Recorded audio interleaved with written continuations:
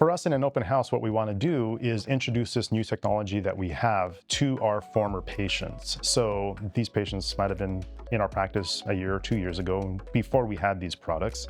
And now that we have the products, we want to be able to introduce it to them as a new form of therapy that they might be able to pursue with us. So they come in, they get a trial of the shockwave or the laser, depending on what their condition is. That's kind of up to the therapist to determine what would be most benefit. We trial it with them so they can see it, they can feel it, they can see its effect on them, and make the decision if they want to pursue treatment with that moving forward. So it's just a way for us to introduce it to our community of former patients. Our patients were very excited to see this new technology into our community.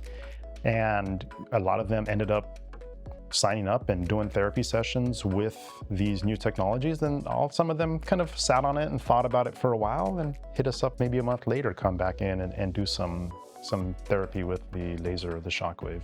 So the open houses have been really great for us to kickstart this whole process and introduce it to our community of former patients.